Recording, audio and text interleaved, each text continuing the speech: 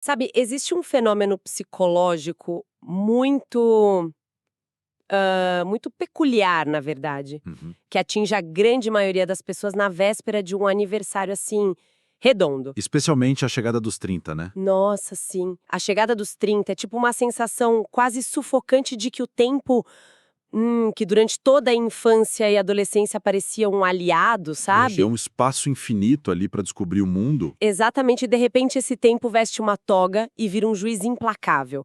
A gente deixa de navegar pelo tempo e, tipo, passa a ser medido por ele. É muito louco isso, porque é o momento exato em que o relógio biológico cruza de frente com o cronômetro social. Aham. Nós somos, até onde a gente sabe, a única espécie no planeta que experimenta essa angústia existencial simplesmente por... Por ter dado mais uma volta ao redor do Sol. Exato.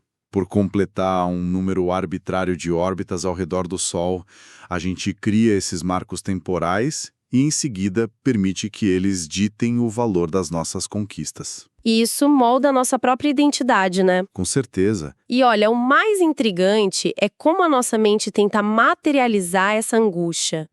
Porque, por natureza, a passagem do tempo é invisível. Uhum. Exatamente por isso que a nossa imersão de hoje se debruça sobre uma obra fascinante. Um poema que bate muito forte. Sim, um poema chamado O Tempo, escrito pelo Michel Soares.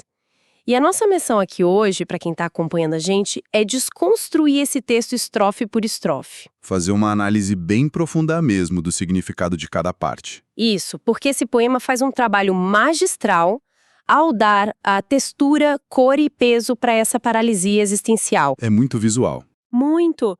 O autor usa metáforas fortes, tipo, especialmente a cor amarela, sabe? O amarelo vira quase um personagem, né? Um fio condutor. Exato. Um fio condutor para falar sobre essas expectativas não atendidas, a crise da idade adulta e, de uma maneira bem surpreendente no final, a esperança. E essa é uma leitura que ressoa tão fundo porque ela não tenta explicar a física do tempo, sabe? Uhum. Não é uma aula de ciências. Exato. É sobre a nossa digestão emocional do tempo. O poema mapeia aquela distância dolorosa entre o que a gente achava que o futuro ia ser E a realidade super fria que a gente encontra quando o futuro chega. quando o futuro finalmente vira o presente. E o Michel Soares constrói essa narrativa usando imagens que começam muito tangíveis, muito palpáveis e vão ficando psicologicamente complexas. E o início do poema já lança a mente da gente direto para essa tentativa inútil de controle, né? Logo de cara. Eu vou ler as duas primeiras estrofes aqui. Ele diz assim: o amarelo escorre pelos dedos como areia que teima em marcar o tempo. Uma imagem fortíssima. Sim, e continua. Aspirações da infância se tornam utopia para aquele que chega aos 30 sem que o tempo tenha lhe dado tempo de viver uma vida menos fria. Nossa! É de arrepiar. Logo nesse primeiro verso a gente tem essa imagem muito clara de uma ampulheta, né? Uma ampulheta que quebrou, talvez. Ou alguém tentando segurar essa areia amarela com as próprias mãos. E, sabe, a mecânica dessa metáfora inicial é brilhante justamente por causa da física que está envolvida ali. Como assim? Pensa bem, a areia em uma ampulheta não cai por vontade própria. Ela é puxada para baixo pela gravidade. Ah, verdade. Então, quando o poema diz que o amarelo escorre pelos dedos, não é apenas o tempo passando de forma passiva. É o peso inegociável da realidade puxando tudo para baixo. Não tem atrito suficiente nas nossas mãos para segurar essa areia. Exatamente. E a palavra que ele escolhe, teima, reforça muito isso. A areia que teima em marcar o tempo. Tipo, o tempo tem uma teimosia implacável, né? Ele não negocia com o nosso despreparo. Uhum. E o que aterra essa imagem, o que deixa ela pesada, é justamente a conexão imediata com a marca dos 30 anos. O famoso choque dos 30. Que é onde ocorre essa constatação de que as aspirações da infância viraram utopia. E olha, vale muito a pena a gente investigar o que essa palavra realmente significa aqui. Com certeza. Porque no dia a dia, a gente usa utopia de um jeito meio banal, né? Sim, como sinônimo de um sonho bonito, algo inofensivo, tipo, é uma utopia minha. Mas no poema, ela carrega um gosto super amargo. Muito. Se a gente for olhar o sentido original de utopia, a etimologia da palavra vem do grego. Significa literalmente não lugar. Um lugar que simplesmente não existe. Exato. Ou seja, a constatação que bate aos 30 anos não é a de que o sonho foi apenas adiado. Uhum. É aquela revelação dura de que o plano original de vida era estruturalmente impossível de ser executado nas regras do mundo real. Porque a mente de uma criança projeta um futuro totalmente livre de complexidades, né? Sem boletos para pagar. Sem boletos, sem perdas, sem frustrações. E quando os 30 chegam, o choque não é só não ter alcançado o objetivo. É perceber que o objetivo em si era uma miragem. É uma frustração dupla, sabe?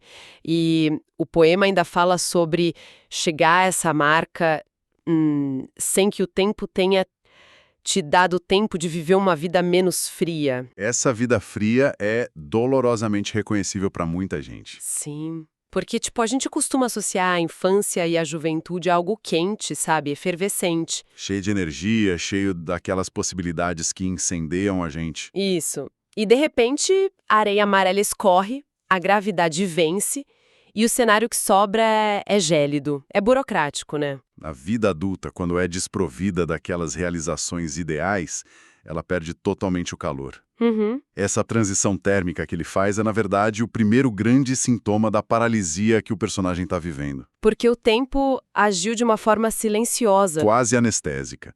Ele consumiu os anos sem permitir que a pessoa construísse um abrigo contra essa frieza do mundo. Nossa, sim. E o mais interessante na análise dessa estrutura é como a cor amarela muda de estado físico, né? Totalmente. Na primeira estrofe, ela é a areia fugaz. Mas quando o autor decide mostrar o resultado prático dessa paralisia, o cenário muda. E muda de um jeito bem tátil. Sim, isso leva a gente direto para a terceira e quarta estrofes. O texto continua assim, olha só. O amarelo domina as páginas do livro nunca escrito, onde as palavras do pensamento não tomam lugar na folha branca, cobrindo o amarelo antigo com um texto colorido.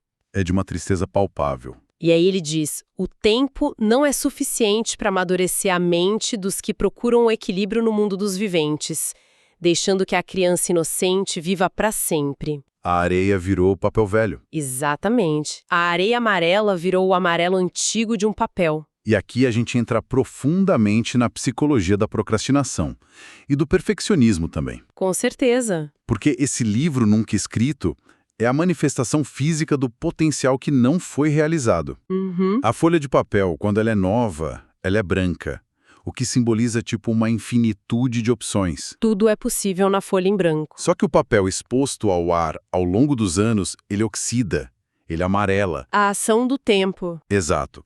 O poema está dizendo pra gente que não tomar uma atitude, não escrever nada, isso não congela o tempo. Nossa, isso é um tapa na cara. A ausência de ação também sofre a ação do tempo.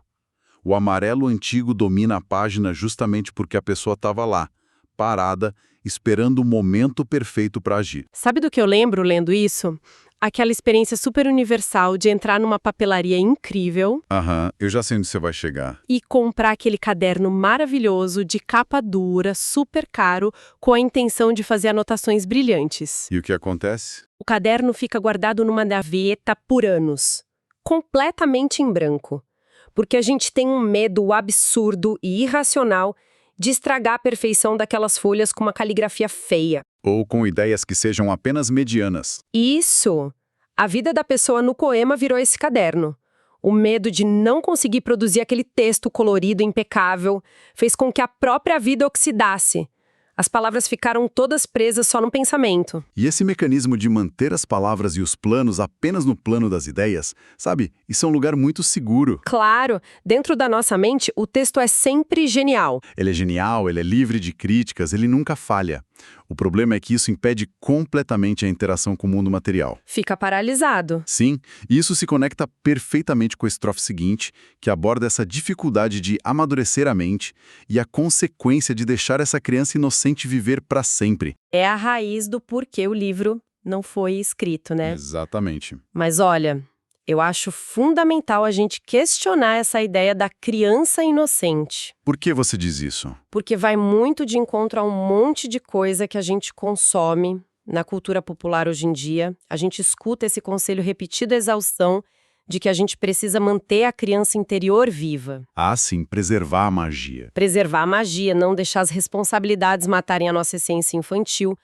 Mas, lendo essa estrofe com atenção, a preservação dessa inocência aqui não soa nada como uma virtude. Nem um pouco. Soa como uma âncora, um obstáculo super pesado que impede a pessoa de ir para o mundo dos viventes. É uma perspectiva muito brilhante e bem amarga que o autor traz.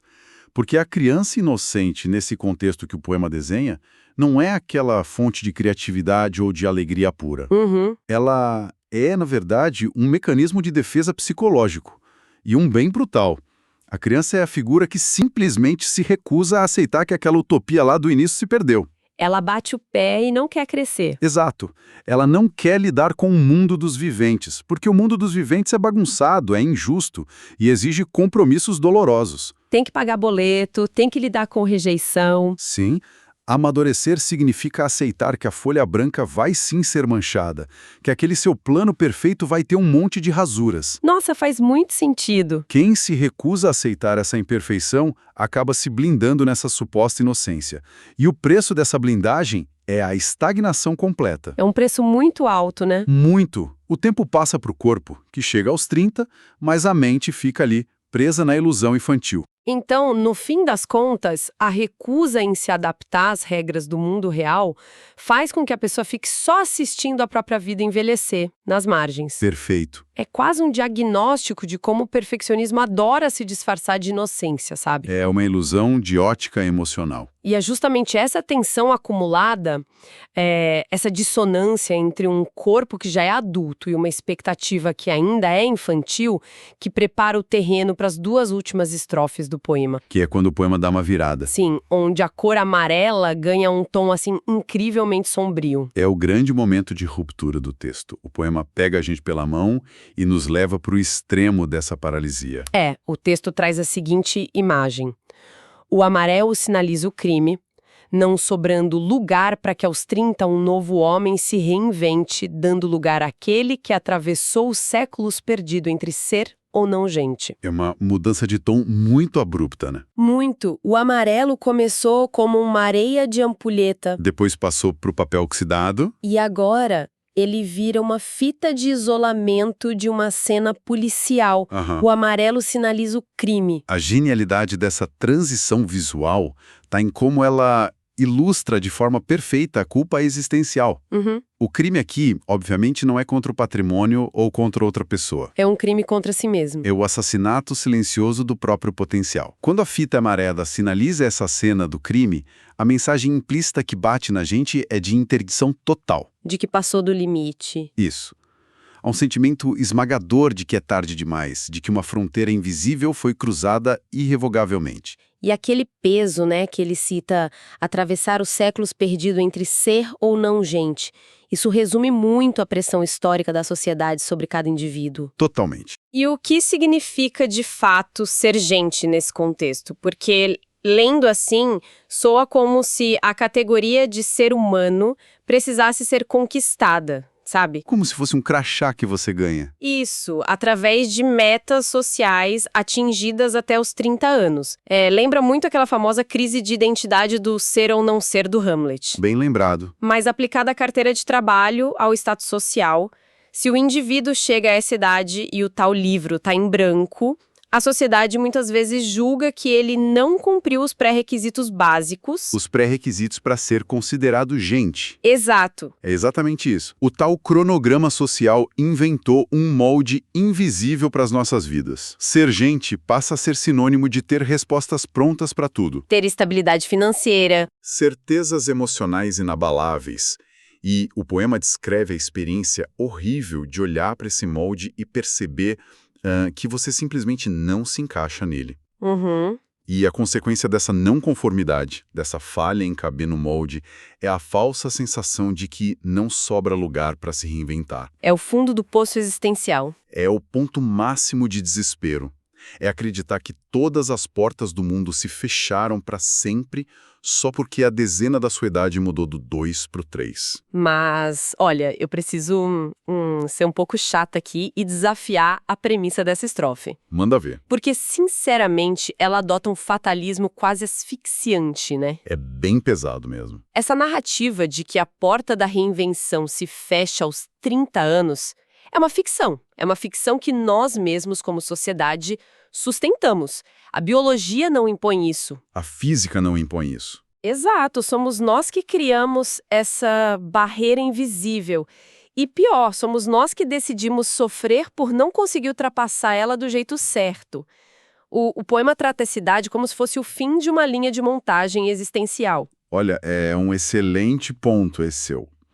E a beleza mais profunda do trabalho do Michel Soares nesse texto é que ele concorda com essa sua observação. Ah, é? Sim, o autor constrói propositalmente esse teto de vidro super fatalista. Ele leva o sentimento de interdição da fita de cena de crime até o limite máximo de tensão, justamente para despedaçar tudo isso na estrofe final. Para criar o contraste. Exato. Ele valida a dor e a pressão que esmaga o indivíduo, mas logo em seguida ele apresenta a grande reviravolta. E a reviravolta vem da própria mecânica da natureza do tempo. E a virada é maravilhosa. Eu vou ler o finalzinho.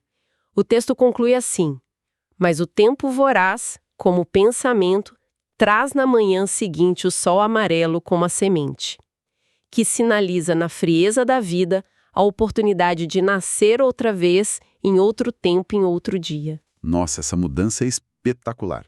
O tempo, que desde a primeira linha era o vilão da história, o carrasco, sabe, o ladrão de oportunidades, de repente ele fornece a rota de fuga. E a cor amarela faz a última transição dela. E a mais poderosa, né? Sim, mas vamos focar um pouco na palavra voraz. Vamos. Porque a voracidade geralmente carrega um tom predatório. Destrutivo mesmo. Um animal voraz consome tudo que vê pela frente. Exatamente. No início do poema, a ideia de um tempo voraz devorando os anos seria assustadora. Mas o autor subverte essa expectativa. É essa exata voracidade, essa incapacidade do tempo de ser pausado que garante que a noite escura não pode durar para sempre. O tempo consome a crise existencial com a mesma facilidade que ele consome a juventude. Nossa, que perspectiva libertadora. A voracidade empurra a Terra para o amanhecer, quer a gente queira ou não. Então o amarelo deixa de ser uma fita de isolamento de uma cena de crime fechada, morta, e se transforma no sol amarelo como a semente. Uma semente de esperança. E, tem uma física interessante aí também, se a gente pensar bem, porque o sol é a fonte primária de energia para toda a semente que brota na Terra. A fotossíntese depende totalmente dessa luz amarela radiante. Isso. A cor perde toda aquela associação com a perda, com a decadência do papel velho e se torna o símbolo máximo de potência vital. O tempo não traz a solução dos nossos problemas embrulhada para presente, né? Não mesmo? Ele traz a semente, ele traz a matéria-prima bruta para um novo começo. E perceba como isso ressignifica completamente aquela frieza da vida que foi lamentada lá na segunda estrofe. Ah, verdade, a vida menos fria. O texto agora está dizendo pra gente que esse sol sinaliza, na frieza da vida, a oportunidade de nascer de novo. Se a gente for olhar para a biologia, muitas sementes, especialmente em climas mais frios, elas precisam passar por um longo período de frio intenso. Durante o inverno, né? Sim, durante o inverno. Elas precisam desse frio para conseguirem quebrar a própria dormência e germinar quando a primavera chegar. Caramba, isso é muito poético. E é um processo científico real chamado estratificação. A frieza da vida, no poema, não é o fim da linha. É o inverno necessário para forçar a mente a abandonar aquelas utopias infantis e reais. E preparar o terreno para algo real e viável crescer no lugar. Exatamente. O inverno existencial prepara a semente. Nossa, isso muda tudo na interpretação.